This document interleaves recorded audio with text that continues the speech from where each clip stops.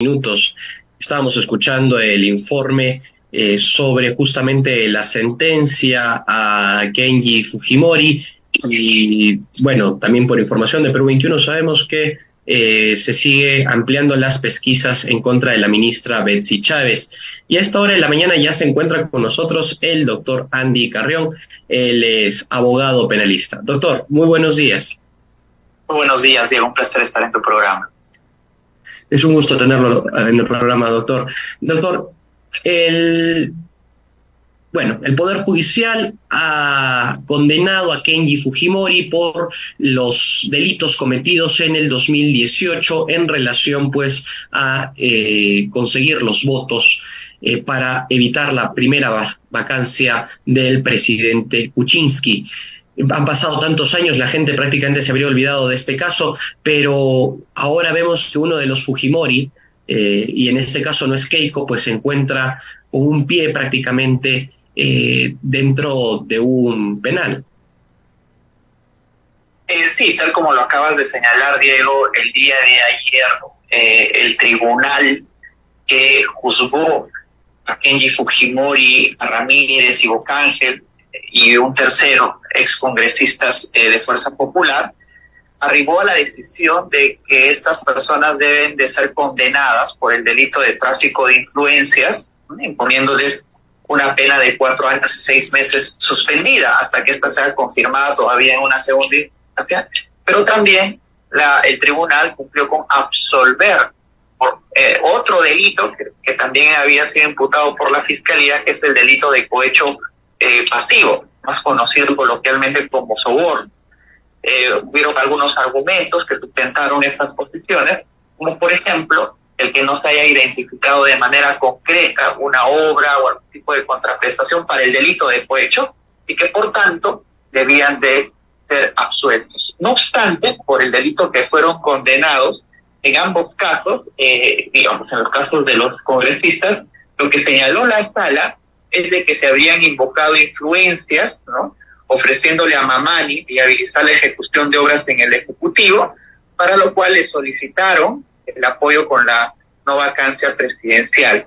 Y que esto, naturalmente, dentro del proceso se habría demostrado con la llegada que tenía Fujimori con funcionarios del Ejecutivo para precisamente viabilizar estas obras. Es en este sentido que el tribunal cumplió con imponer esta sentencia condenatoria únicamente por el delito de tráfico de influencias, pero también hay un aspecto importante a señalar, y es que inicialmente en la acusación la Fiscalía solicitaba una pena de 12 años como sanción. Sin embargo, al haber absuelto por el delito de cohecho, la sala tenía el margen de valoración del marco de pena de 6 a 4 años. Es el marco que impone el delito de tráfico de influencias, y la sala no se decidió por el máximo de la sanción de 6 años, sino que valorando algunos elementos propios de la reprochabilidad, de la forma en la que cometieron el delito, llegó a la conclusión de que debía imponérseles una sanción de 4 años y 6 meses de pena privativa de libertad. Claro. Doctor, estamos viendo que ahora se está juzgando el accionar de algunos congresistas de la República respecto de la forma de conseguir los votos. Y me parece bastante importante que esta sentencia a Kenji Fujimori llegue en este momento, y quiero oír su opinión al respecto, porque mucho se ha hablado de que el congresista no tiene por qué responder por la forma de sus votos, pero en este caso se estaría juzgando por conseguir los votos, estarían respondiendo justamente ante la justicia por no cómo votaron, sino por qué se motivaron en votar de la manera en que votaron. Parece un juego de palabras. Ese es un punto trascendental, Diego, porque ahí estás abordando el límite entre una actuación propiamente política versus el límite de, por ejemplo, la comisión del delito de tráfico de influencias. Y es usual, y está bien hacerlo, que los congresistas de la República, en el marco del ejercicio de sus funciones y competencias, puedan promover o llegar a consensos con el Ejecutivo, ¿verdad? Y para eso están las negociaciones de las medidas eventuales que se puedan tomar tanto en el Ejecutivo como en el Legislativo. Pero eso dentro del marco de la actuación política, porque si tenemos en cuenta este precedente, el que ha centrado ahora el tribunal en el caso de Kenji Fujimori, no se está sancionando en rigor la negociación respecto a una medida política, es decir, una para llegar al consenso, porque siempre hay incluso contradicciones entre ambos poderes del Estado o incluso entre los mismos congresistas. De eso se trata la labor parlamentaria. Pero lo que ha señalado la sala concretamente es de que aquí se invocaron influencias y lo trascendental fue que se le ofreció a Mamani viabilizar la ejecución de obras en el Ejecutivo, solicitándole para ello el apoyo para no amparar la vacancia presidencial en su oportunidad contra PPK.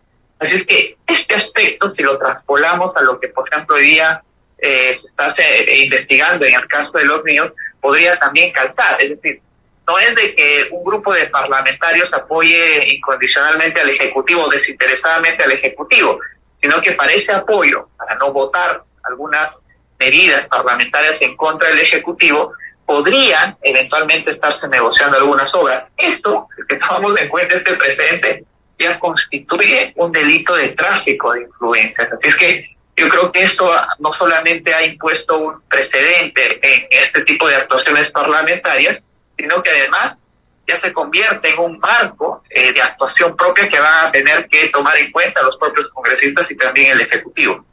Claro. Doctor Carrión, otro punto bastante importante de esta sentencia y trascendental es lo que usted decía, el caso a los niños. ¿Cómo impacta este precedente inmediatamente en la conciencia de los congresistas, que ya inclusive algunos de los niños están siendo, por ejemplo, el congresista Aragón, vienen siendo sentenciados y que podrían perder sus escaños en poco o nada de tiempo?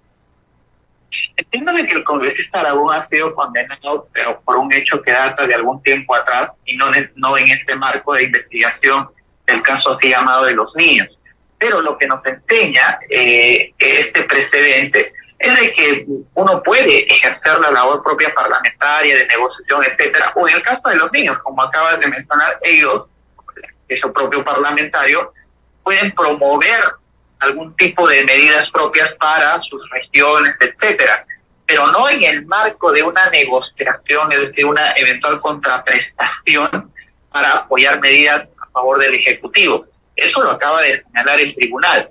Esto, y también eso debemos de resaltar, es una sentencia que se ha metido aún en una primera instancia, es decir, falta todavía una segunda instancia en la que un tribunal superior, en este caso la Sala Penal Permanente de la Corte Suprema, va a revisar estas sentencias, se encuentra conforme a ley o no, porque también existen tres probabilidades, ¿no? De que confirme la sentencia condenatoria, con lo cual sí, ahí tendrían que ir presos 4 años y 6 meses, que revoque y se cumpla con absolver a los excongresistas de Fuerza Popular, o que declare la nulidad en atención a la identificación de algún vicio o alguna irregularidad, que se lleve adelante otro nuevo juicio con otros miembros que conformen el tribunal.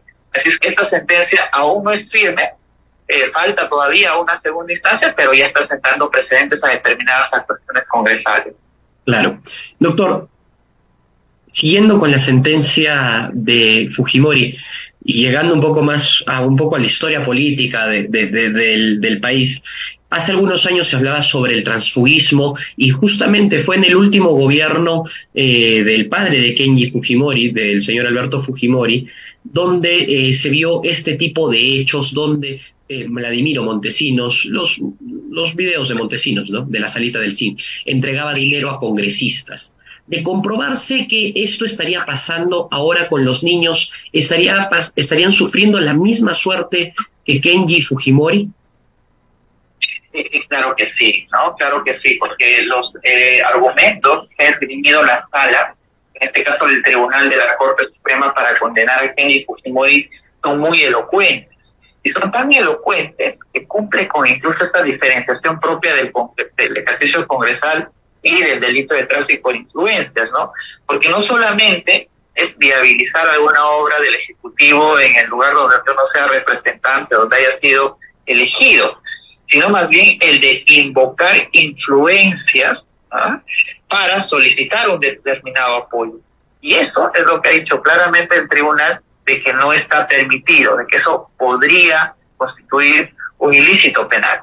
Así es que si tomamos en cuenta lo que ha sucedido en la época de Montesinos, con los Vladivideos, ahí era aún más elocuente, porque ahí no solamente vimos, porque ni siquiera es de que lo hayamos escuchado a través de un testigo, sino lo vimos en los videos mismos, que los congresistas recibían también dineros, ¿no?, y favores para poder apoyar al Ejecutivo de entonces. Entonces, es que nos encontramos ahora frente a este tipo de sentencias condenatorias como las que se acaba de emitir y lo comparamos con lo que antes había sucedido. Es evidente que todo este tipo de actuaciones siempre van a ser sancionadas, pero solo que en el caso de Montesinos sí había una particularidad, y es que todo estaba firmado. El día de hoy también, en el caso de Kenji Fujimori, irónicamente salieron los mamanivideos, ya no fueron los vladivideos, sino fueron los mamanivideos, que en definitiva ha sido valorada de manera positiva en el marco de la acusación por los jueces, y todos los mamanivideos, por decirlo así, los que han llevado presos, o aún no, pero los que han llevado a ser condenados a estos excongresistas, irónicamente también el hijo del expresidente Alberto Fujimori, ¿no? En un caso por los vladivideos y en otro caso por los mamanivideos.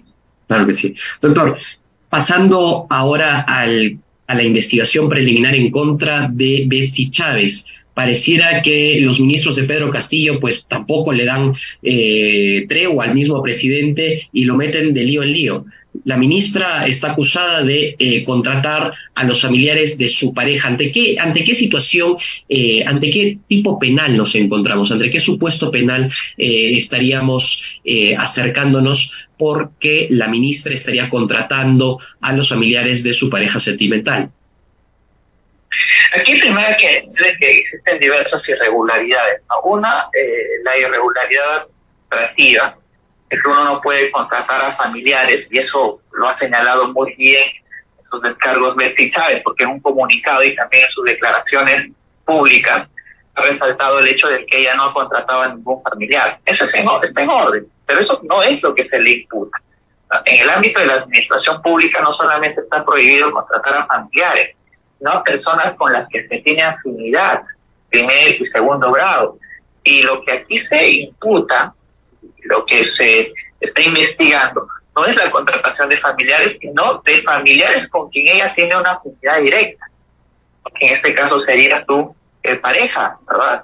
Y que ha venido contratando a familiares tuyos. Hasta el día de ayer entiendo que salió una noticia en la que se contrató también a otra persona, no me equivoco, hermana de su pareja, con lo cual, en este caso en específico, ella estaría, y ahí viene ya la subsunción o la imputación de delitos concretos, estaría invocando algún tipo de influencia real, porque ella, que duda cabe, ha sido ya 2 veces ministra, ¿no?, y además que las fechas concuerdan, estaría invocando una influencia real para poder facilitar la contratación de estas personas en la administración pública.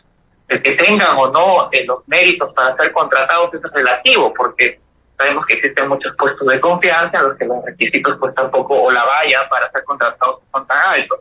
Esto no es el cuestionamiento, sino si ella se valió de ese rol de ministra para influenciar en la contratación, no de sus familiares, sino de personas con las que tiene afinidad. Ese es el marco de imputación que en este caso se está subsumiendo en el delito de tráfico de influencias, y que había cometido también ciertas irregularidades como funcionaria pública, pero desde mi punto de vista, aquí también ameritaría investigar, que de hecho ya la fiscal de la Nación lo está haciendo, y hay que también saludar la manera célere en la que actúa la Fiscalía, claro, que debiera hacerlo en todos los casos, no solo en algunos. Después de emitido el informe, habrá investigación el día lunes. Y al día de hoy nos encontramos ya ante el tercer día de investigada, pero deberíamos de ver cuáles son también las pruebas adicionales y las investigaciones que debe apuntalar la Fiscalía de cara o bien a justificar y sustentar mejor esta imputación, o bien más bien a descartar que aquí se haya cometido un delito. Y solo un comentario final respecto a Betsy Chávez. Ella señaló también en su comunicado, ¿no?, de que aquí no habrían indicios o pruebas que sustentarían la investigación en contra de Betsy Chávez. Pero hay que señalar aquí algo importante, es decir, no necesitamos una investigación acabada, todas las pruebas apunten a que en efecto ella ha contratado o ha influenciado para la contratación irregular de estas personas. Lo que aquí tenemos es una noticia criminal, es decir, un informe, una noticia que apuntaría en un grado de sospecha inicial, la más simple de la sospecha, a que aquí eventualmente se habría cometido algún delito. Eso es lo único que se necesita. no a diferencia, como señaló la actual congresista y también ministra Betsy Chávez, de que necesitamos ya pruebas para saber si aquí la persona se va a ser condenada o no. Eso va a meditar todo un proceso largo que ya se ha iniciado en el marco de la investigación por la propia fiscal de la Nación. Claro. Doctor, ¿qué acciones podría tomar la Fiscalía de la Nación en contra de Chávez y también, por qué no, de los familiares de su pareja? ¿Podríamos estar viendo de repente medidas restrictivas de derechos, prisiones preliminares, prisiones preventivas? Yo creo que es muy prematuro para hablar de esas medidas cautelares que podría invocar la Fiscalía, porque ella siempre tiene esa vía, por ejemplo, de solicitar una detención preliminar, pero todavía estamos en una etapa muy incipiente, ¿no? Y el hecho de solicitar una prisión preliminar implicaría de que ya eso sería o pasaría a una investigación preparatoria, es decir, a la siguiente etapa para eventualmente justificar también una prisión preventiva. Es que aún es muy prematuro, además entiendo de que todavía no están siendo investigados los directamente favorecidos, es decir, los familiares de estas personas, de su pareja, perdón. También ameritaría abrir una investigación, pero esto ya se tendría que dar en una fiscalía común, porque ellos no son altos funcionarios, como sí lo es la actual ministra y congresista de la República. Así es que en contra de estas personas aún no se podría tomar ninguna medida hasta que no están incluidas en una investigación. Ahí sí, por ejemplo, se podría solicitar el levantamiento del secreto de comunicaciones, levantamiento incluso del secreto bancario, etcétera, a fin de dilucidar los hechos que ahora se vienen investigando. Pero mientras no estén incluidas en una investigación, no hay ninguna medida de tomar en contra de ellas, y respecto a Betsy Chávez, yo creo que estamos en una etapa aún muy incipiente para hablar de alguna medida restrictiva de derechos. Claro. Doctor, finalmente, el Ejecutivo ha enviado, bueno, concretamente el presidente Castillo se encuentran el día de ayer, sustentaron, ¿no?, ante el Tribunal Constitucional los abogados de Pedro Castillo, pues el recurso de agravio constitucional, sustentaron ante el Tribunal Constitucional el pedido de que se deje sin efecto la acusación constitucional por traición a la patria. Y en la intervención del procurador, del abogado del Congreso de la República, el magistrado Gutiérrez Tixe empezó a tener un debate que se esperaba sea de naturaleza constitucional, pero se convirtió de naturaleza penal. Se hablaba sobre tipos, supuestos, subsunción, términos propiamente especializados en la materia penal. Para el entendimiento de todos los ciudadanos, doctor Carrión, ¿por qué el magistrado Gutiérrez Tixe hace hincapié en que no se cumplen los supuestos fácticos para acusar al presidente de traición a la patria, según lo previsto por el artículo 117 de la Constitución? Bueno, yo creo que aquí resulta evidente, ¿no? Ya también los comentarios, no solo jurídicos, sino políticos, han apuntado en esa línea. Este es un caso efectivamente débil. El Congreso de la República ha decidido llevarlo hasta el final, ¿no? Todo esto, y para contextualizar ante los oyentes, se origina en una declaración que tuvo el presidente de la República respecto a las intenciones de brindar una salida a Bolivia al mar. Y luego se reafirmó en una entrevista, ¿verdad?, tenía un medio internacional, pero que posteriormente él mismo negó, ¿verdad? Dijo no, que no son esas intenciones y que lo habría dicho en el marco de una entrevista y nada más. Y por esto es que el Congreso de la República decidió imputarle nada menos que una infracción al artículo 117 de la Constitución, pero venía de la mano de un delito, es una infracción penal que se denomina traición a la patria, que está recogida en el artículo 325 del Código Penal. Entonces, lo que hizo la subcomisión es acusar constitucionalmente al presidente, es decir, a formalizar esa acusación, en el entendido de que el presidente no solo habría infringido el artículo 117 de la Constitución, sino que además esta ameritaría una eventual sanción penal por el delito de específicamente denominado atentado contra la integridad nacional. Pero ¿a qué se refirió el contexto de la conversación del día, del intercambio del día de ayer con el magistrado que acabas de mencionar? Y es que el presidente en rigor no ha desplegado ningún acto concreto, no ha practicado ningún acto en lo absoluto dirigido a someter al país a una dominación extranjera o para que haga independiente una parte de la misma, que es el insumo que ha servido para que esta subcomisión justifique este documento de la acusación constitucional. Entonces, el día de ayer, el magistrado, lo que creo yo es formular una pregunta muy pertinente y preguntarle pues al procurador, a quien defiende los intereses del Congreso, decirle, mire, más allá de la declaración, ¿qué acto concreto, qué conducta específica ha desplegado el presidente a fin de que pueda someter al país a una dominación extranjera o, en su defecto, que pueda hacer independiente una parte de nuestro territorio? Y la respuesta es evidente, ninguna. Y como él no ha desplegado ningún acto concreto, no ha exteriorizado con algún acto concreto este supuesto delito, pues entonces simplemente no hay delito, ¿no?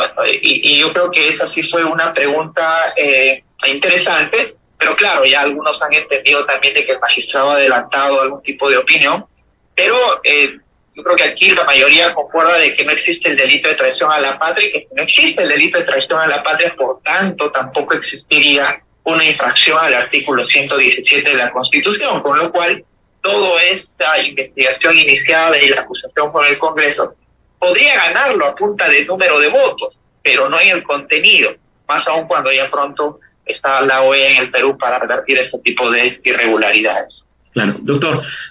Era la última pregunta, pero no puedo terminar la entrevista sin hacerle esta pregunta. Entonces, el artículo 117 de la Constitución, en el inciso de traición a la patria, se tiene que interpretar directamente con el contenido del Código Penal y no más bien con las elucubraciones que en algunos casos algunos especialistas en derecho constitucional han tratado de argumentar con el artículo 30 de la Constitución y otros tantos.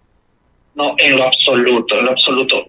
Bien es cierto, Diego, de que se tiene que hacer una interpretación sistemática y también cita el artículo 30 de la Constitución. Pero hay un principio que rige todo el ordenamiento jurídico, tanto el derecho constitucional, el derecho penal y muchos otros. Es el principio del acto. Es decir, nadie, por solo una opinión, puede ser juzgado o sancionado, salvo esa opinión sea difamatoria, por ejemplo. Para eso existe un delito específico de la querella. Lo que se requiere en todo el ámbito del derecho, sea constitucional, penal y civil, es el despliegue exterior de una conducta concreta. Entonces aquí es siempre, ¿no? Si a alguien se le imputa el delito de homicidio, pues tiene que haber disparado el arma, por ejemplo. No por decir, lo voy a matar, en una discusión, ya esta persona tiene que ser sancionada por una tentativa de delito de homicidio. Entonces, lo mismo vale para este delito de traición a la patria, porque lo que pide y exige no solamente los alcances de la 117 de la Constitución, sino sobre todo el Código Penal, es el despliegue concreto de una conducta, dirigida a ese fin, ¿no? Dirigida al fin de hacer independiente, por ejemplo, una parte de nuestro territorio. Y eso es lo básico, de lo básico que tiene uno que tener en cuenta dentro del ámbito del derecho en general, ¿no? Aquí ya no estamos hablando de especialidades, incluso en el ámbito constitucional estos actos son aún mayormente valorados. Pero eso es, en rigor, lo que debería de tomarse en cuenta hoy. Existen muchos otros temas por los cuales el presidente podría ser acusado, reconducir un tema de infracción constitucional, etcétera. Pero el problema es de que han elegido el punto más débil para apuntar una acusación en contra del presidente de la República, y esto, en lugar de ayudar a las posiciones de los congresistas, nos debilita, ¿no? Porque sí están ya creando un hálito, digamos, una sensación que más bien esto se trata más de una persecución que de una sustentación concreta de una acusación en contra del presidente de la República. Bueno, doctor, muchísimas gracias por su tiempo y la entrevista. Que tenga un buen día. Gracias, Diego. Muy buenos días. Hasta luego.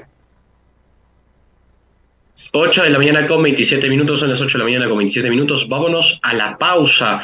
Volvemos con nuestro segmento ¿Qué es lo que pasa en el Perú?